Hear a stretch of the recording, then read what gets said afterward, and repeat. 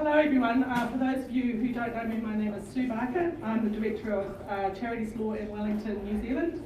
I'm also Director of the Charity Law Association of Australia and New Zealand and a member of the core reference group of the review of the Charities Act in New Zealand. I've been asked to facilitate as well as speak today. I would like to welcome Joe Buchanan from Charity Services, the Department of Maternal Affairs Charity Services in New Zealand, and actually I'd also like to welcome the other people from Charity Services here. If you'd like to identify yourselves, Natasha, who's the General Manager of Charity Services, Joe Gould, I saw. Any others? Is that everyone? I know, I was going to do the policy team next. So we have Rachel Groves and Savannah, and is there anyone else from policy here? Okay. It's fantastic to see 5 people from the Department of Maternal Affairs in New Zealand here. Thank you. Lovely to see you all. Joe, Amy did email me your bio and I've managed to inadvertently not find it. That's okay, it wasn't very interesting. Joe is, I'd like to welcome Joe Buchanan, who is a Senior Registration Analyst at Charity Services. Thank you. Stephen has already been introduced to you today. He's a partner from Harryfield, and we are here to speak to you on developments in New Zealand. Thank you.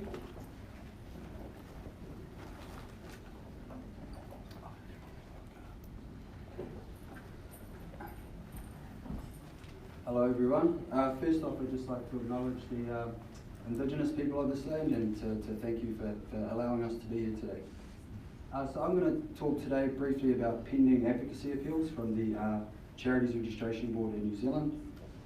Because of time constraints, I'm only going to be able to really talk about it at a high level, but all of these decisions are available on our website, charityservices.gov.nz. So if you're interested, I encourage you to have a look. And I'm also going to be around after this and for the dinner as well. So feel free to come and talk to me about any of this stuff if you're interested. So. Clicker's not working. Okay, don't worry about that. I'll try and find it. See if anyway, so There you go. oh, there we go. Okay, so Te Rata-Atawhai, that's the Independent Charities Registration Board. They're the body that's responsible for registering and deregistering charities in New Zealand. In reality, most decisions on a day-by-day basis are made by us, Charity Services, under delegation. But any complex or novel applications are considered by the board. And for those of you with any kind of knowledge of advocacy law in New Zealand, we know that it's quite complex. So a number of the board decisions involve advocacy. So there have been a number of appeals to the courts on board decisions regarding advocacy.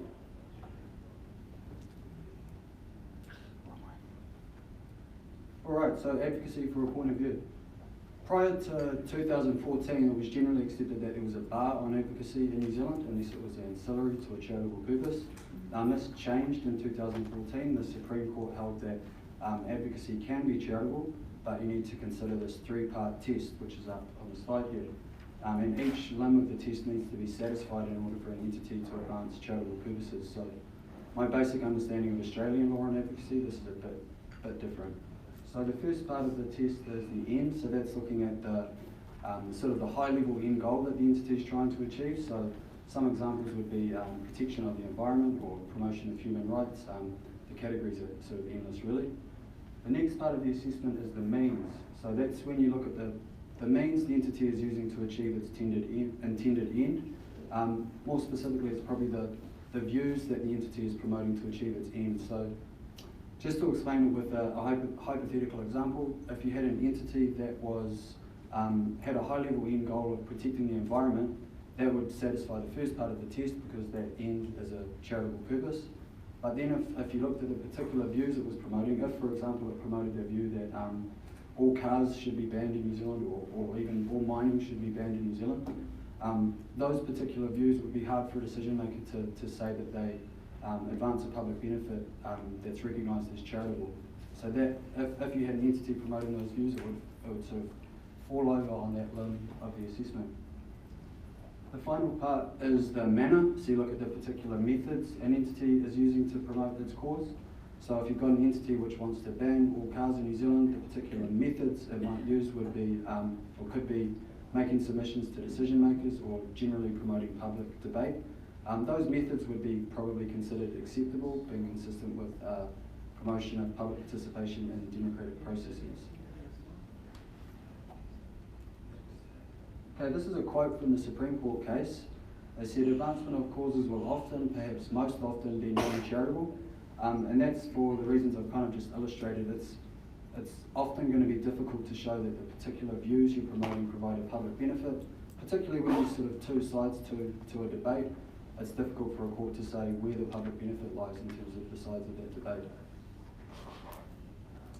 Okay, Greenpeace. So in the Supreme Court decision, the court didn't actually rule on whether Greenpeace's charity purposes were charitable, but they directed the board to reconsider based on the lifting of the bar on advocacy. The board did reconsider and decided that Greenpeace decided again to decline their application. They considered that they had a purpose to promote their own particular views about environmental issues. So, for example, views on fossil fuel exploration and intensive dairy farming. And the promotion of those views wasn't seen as advancing a charitable public benefit. And the board also considered that they had an illegal purpose, which could be inferred from their activities. So if you do get a chance to read the board decision, it lists a number of illegal activities, and the board considered that altogether they sort of established a pattern of behaviour, and from that pattern of behaviour you could infer an illegal purpose. So obviously an illegal purpose disqualifies an entity from being a charity in New Zealand at least. I'm not sure about Australia. So Greenpeace has appealed that decision, and they've also made a judicial review claim. So they've claimed that, so one of the board members has provided counsel to a group which manages fishing quotas, and Greenpeace has advocated against commercial fishing in one of those areas. So the judicial review and the substantive appeal will be heard at the same time. Family First, so the board deregistered them in 2013, and that was prior to the lifting of the bar on advocacy in 2014. They appealed, and then in 2015 the High Court directed the board to reconsider based on the Greenpeace case, and also directed the board to consider whether they had purposes to advance education or promote moral and mental improvement. The board reconsidered, but decided to deregister Family First again. They considered they had purposes to promote their own particular views about marriage and also the traditional family that didn't advance the public benefit. So Family First failed on both the ends and the means. So their primary end was promoting their view about the traditional family unit, and some of the means, some of the points of view they promoted were specific points of view on, for example, gay marriage, divorce, euthanasia and abortion. And the promotion of those views wasn't seen to advance a public benefit. The board also considered that they don't have an educational purpose, so although they were publishing material which was authored by academics, some of them with quite strong credentials, it was just being presented in a manner to persuade people to their point of view, rather than sort of advance education objectively by exploring and presenting all sides of an issue. So Family First appealed that decision. The High Court dismissed the appeal, and now Family First has appealed to the Court of Appeal. So although the court agreed with the board's decision, they did disagree with one aspect of the board's approach to assessing education. So the court said that the board looked too much into the sort of quality or merits of the purported educational work, when all that's really needed is a cursory glance to ensure that the material is not nonsense. But overall, the court agreed with the board that the material was just being used to promote their point of view, really. How am I going for time? Pretty good. All right. Better Public Media Trust. This is quite an interesting decision, I think. If you've got time, I'd encourage you to have a read. This was an entity that was essentially advocates for increased funding for public service media and expansion of public service media. And in support of that advocacy, they promote the sort of their view on the benefits and importance of public service media. Yeah, as I said, quite an interesting decision. There was a lot of discussion around whether public service media itself was a public amenity, by analogy to Freenet, which is a Canadian decision which held that the provision of free internet is a public amenity by analogy to a highway, referring to the internet as an information highway. So interesting discussion in that case, so I encourage you to have a look if you get time. Modernising the Charities Act. So, thankfully, I think advocacy is up for review in the modernisation of the Charities Act process. So as you could probably gather, the law is quite complex. So we think a bit more clarity would benefit everyone really. So charities in terms of knowing what they can and can't do, or having a bit more certainty around that. And also from the regulator's perspective, it would be helpful as well. That's it.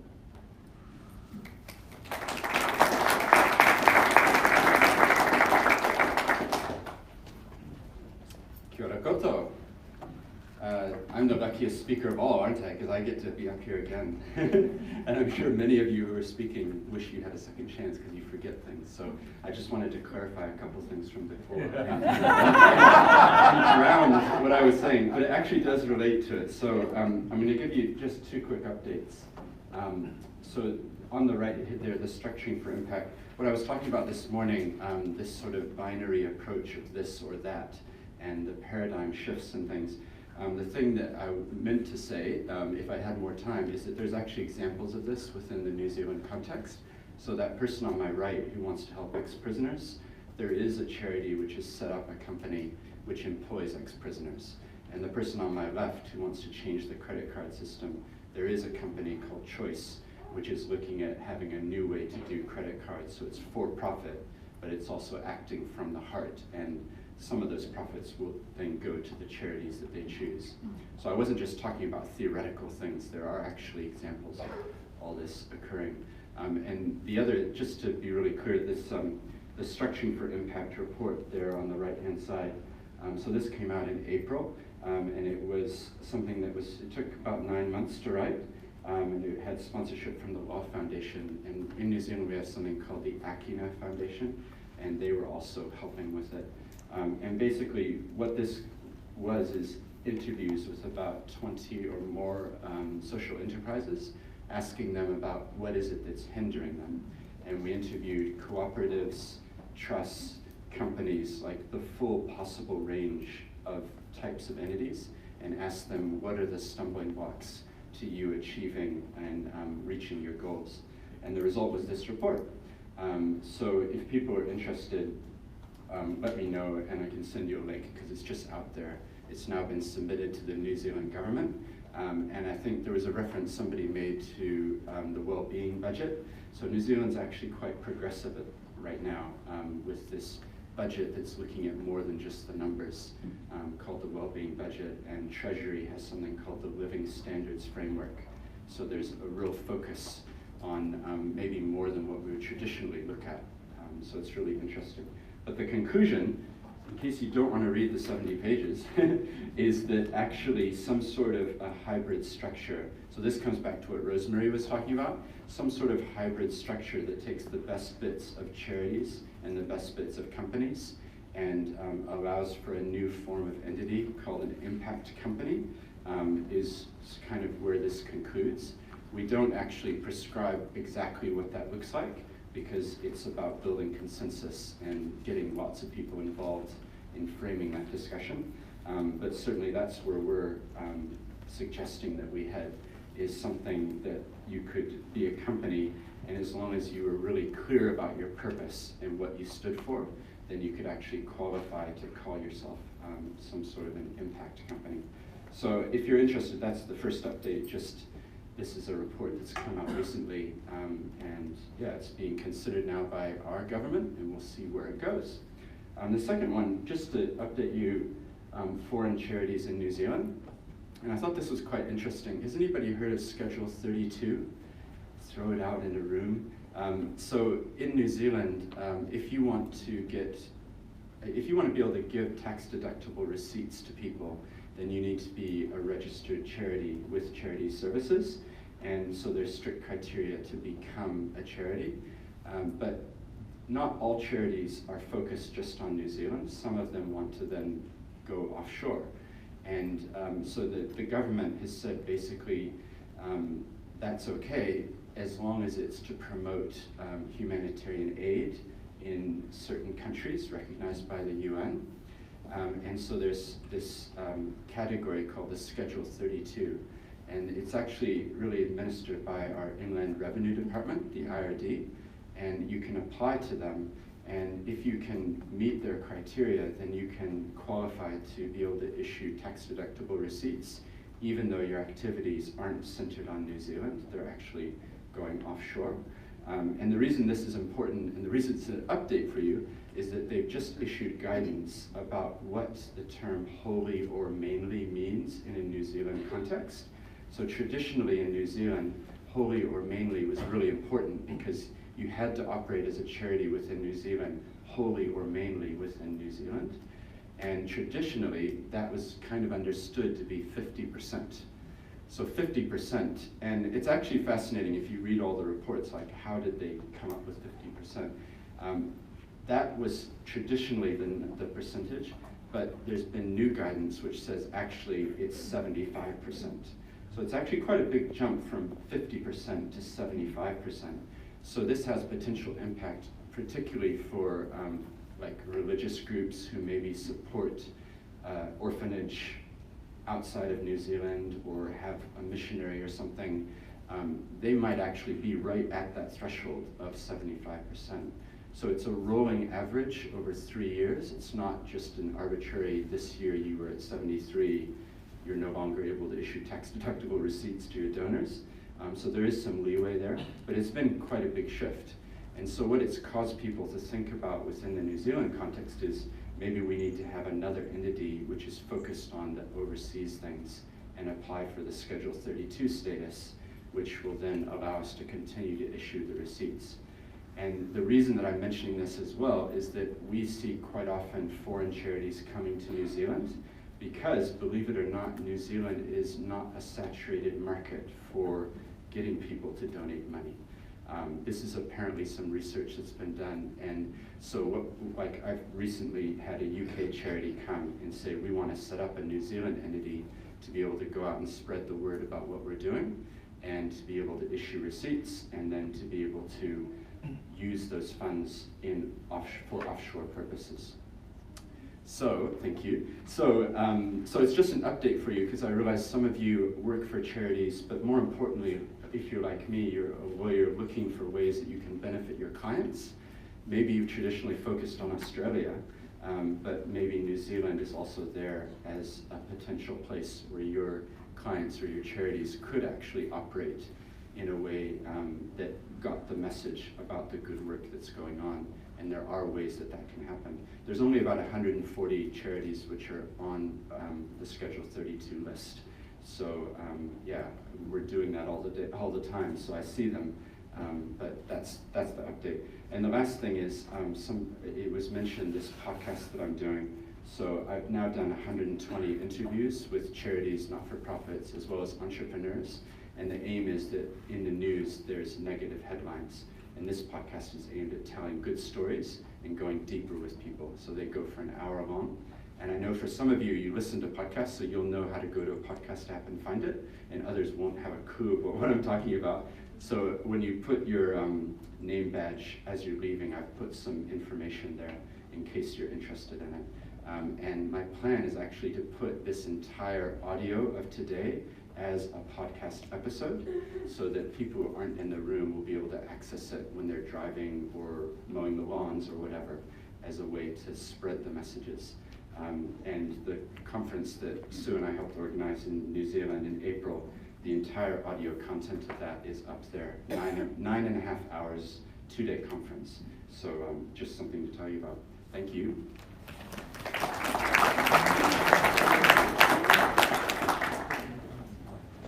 Hello everyone, or in New Zealand as we might say kia ora whānau, kia ora te whānau, which means hello family. I've been asked to speak to you about the review of the Charities Act, and you may have already seen the schedule for tomorrow's day with the ACNC, and Charity Services or DIA policy are down to speak about the review of the Charities Act tomorrow. So you'll hear the government perspective tomorrow, and I'm here to give an alternative perspective, which Rachel has had a number of times because we've been around the country together talking about these things. We also have a new minister. The new minister for the community and voluntary sector in New Zealand is Portal Williams. Now, I don't know if any of you were here in 2016, but I spoke about the issue that we were having with the government or the Department of Internal Affairs was trying to take away charities' rights of appeal, and we mounted a campaign to fight back against that, and we were successful. And one of the members of the Select Committee who helped us, or who effectively did take the amendment out of the bill, was Porter Williams. And I think that that process led to it becoming Labour Party policy. Labour were in opposition at that time to, and I quote, prioritise the long-promised review of the Charities Act, beginning with a first principles review of the legislation, including examining, updating and widening rather than narrowing the definition of charitable purpose. So that became the Labour Party manifesto going into the 2017 election.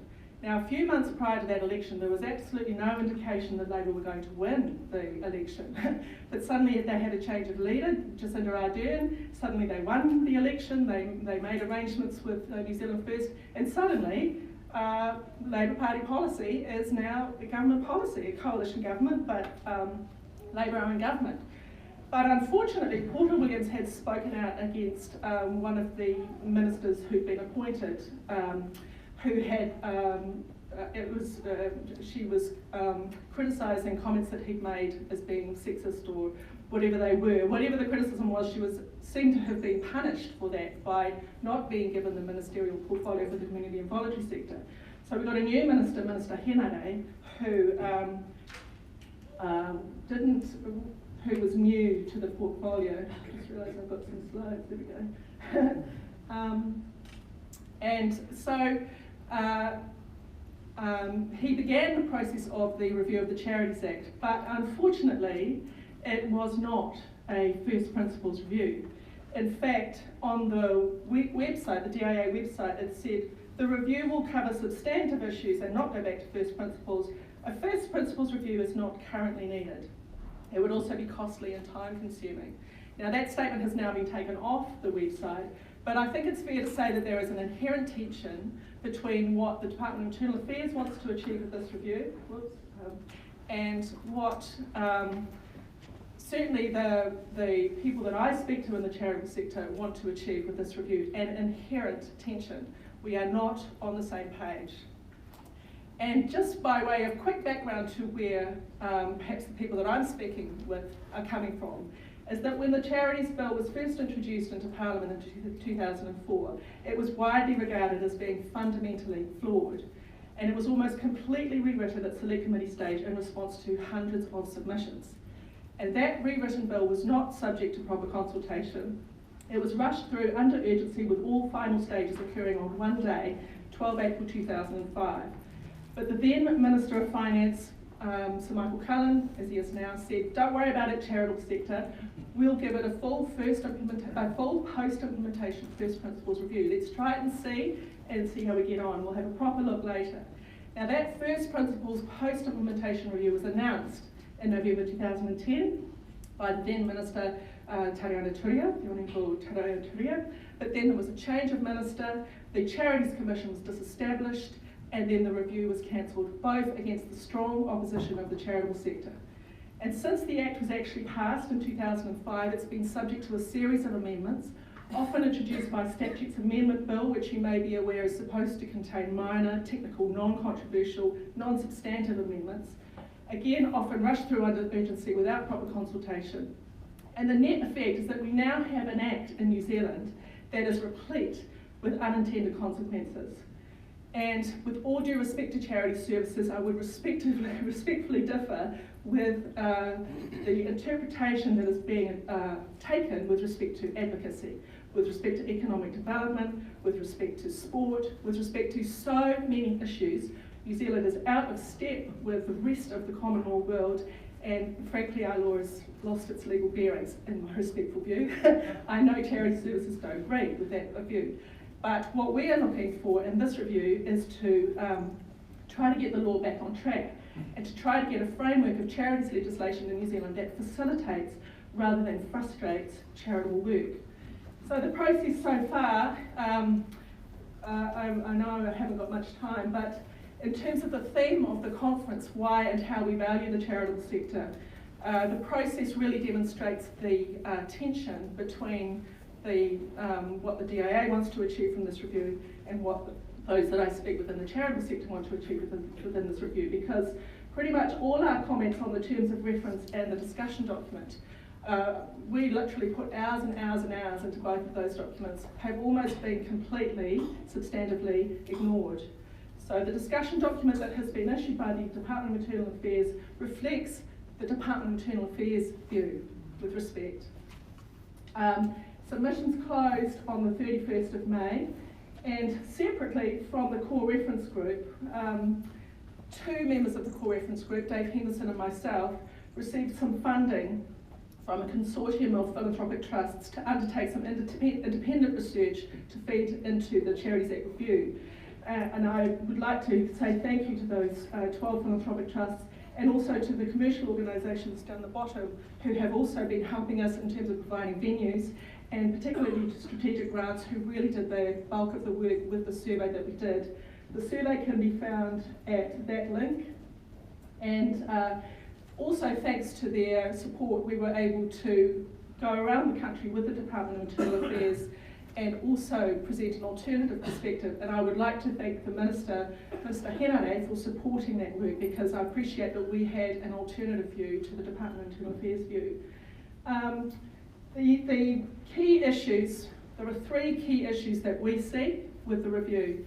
The terms of reference are too narrow and will not allow key concerns to be addressed.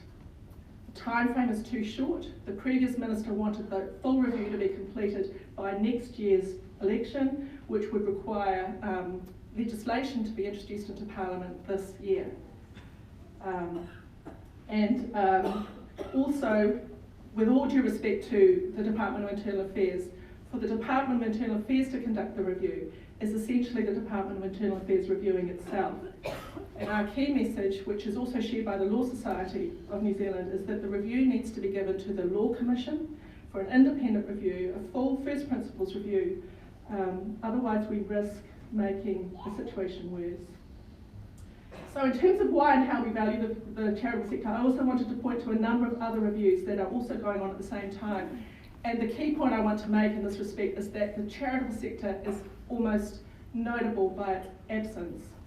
There appears to be just no joining of the dots, that actually the charitable sector could help the government with every aspect of the wellbeing budget, every aspect of what it wants to achieve, but that just doesn't appear to have been, it doesn't appear to be filtering in somehow. In fact, the charitable sector appears to have become seen as a fiscal cost, something to be reduced. And there are also other reviews going on around the world at the same time as we speak. I found one in Khyber Pakhtunkhwa, which I understand is a province of Pakistan.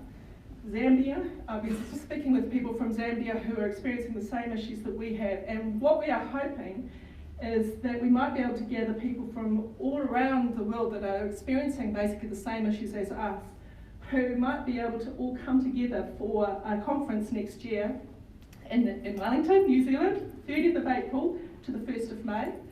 And apparently the international government agencies get together on 18-month intervals, and I understand that they're meeting in Wellington, New Zealand at around the same time. And I'd just like to put a plug to those government agencies that might be in the room. Please could we collaborate and coordinate and maybe look for synergies in terms of, while we have all these people here, why don't we all pull together and work together and create a fantastic conference really thrashing out some of these issues. Because what I would like to see ultimately is a world-leading framework of charity law. What does that look like? None of us can come up with it by ourselves, but together we might be able to really come up with something fantastic, and ultimately that's what I'd like to see. Thank you very much.